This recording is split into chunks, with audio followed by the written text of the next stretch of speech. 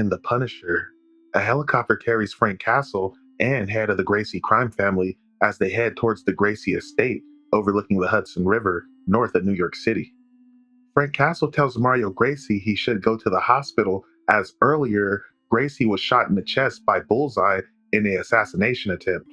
Mario tells Castle hospitals aren't the safest place, but as the helicopter touches down, he's greeted by his family members and they wheel him out on a stretcher. Now, as the Punisher steps off the helicopter, everybody's like, what the fuck? And they immediately up cannons at Frank Castle. Mr. Gracie's right hand man, Barbarossa, starts beating the shit out of some of the guys as he tells them that Frank is with Mr. Gracie.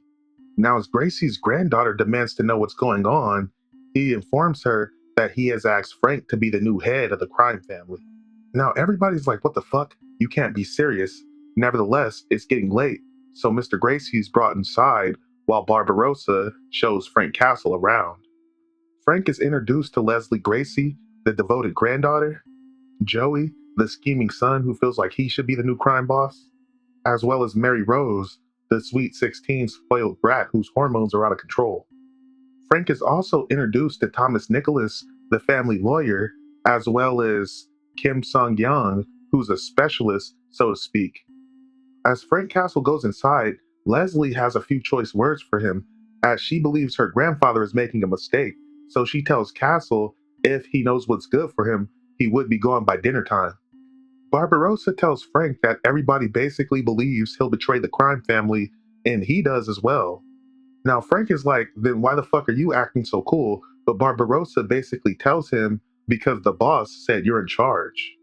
But elsewhere in New York City, at a suite belonging to Sho Hanakawa, the Yakuza want to expand their reach in New York City, but they know they must take out the other crime families first.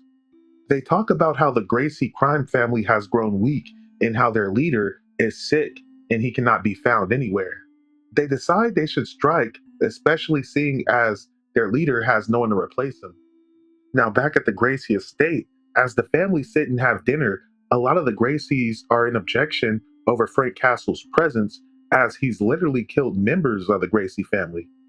Frank tells everybody to shut the fuck up because it's time for him to speak.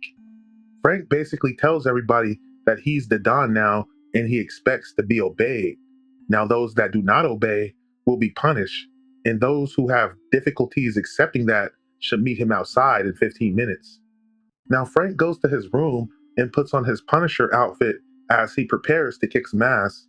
But Frank gets an unlikely visitor in the form of Mary Rose, the horny 16-year-old. She picks up a picture of Frank's family and asks him about their whereabouts, but Frank snatches the picture and tells her they're dead as they were killed by people like her grandfather.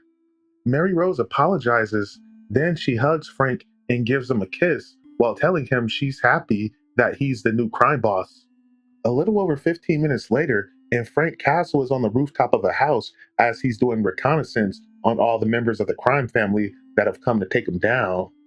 As the men wonder where Frank Castle is, they start to hear something in the distance before a Jeep plows out the garage and totally decimate their little crew. One of the men manages to get in the back of the Jeep and he tries to take a bat to Frank Castle's head. As the Jeep is about to drive off a ravine, Frank Castle hits the guy in the face and grabs him and leaps out of the vehicle as he doesn't want to kill the guy. The Jeep lands on a helicopter and totally destroys the thing. Now, some of the men think Frank Castle has to be toasted by the explosion, but Frank Castle pops up, bat in hand, ready to whip some more ass. All of the men attempt to rush Frank Castle, seeing as they have him outnumbered, but it's no use as the Punisher tears through the enemy ranks while yelling he's the Punisher.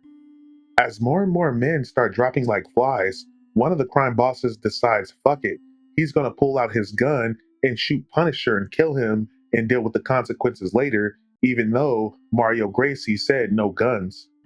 Now, before he could dispatch the Punisher, Leslie Gracie shoots the gun out of his hand and informs him that her grandfather's rules will be obeyed, and if he breaks them again, she'll kill him herself.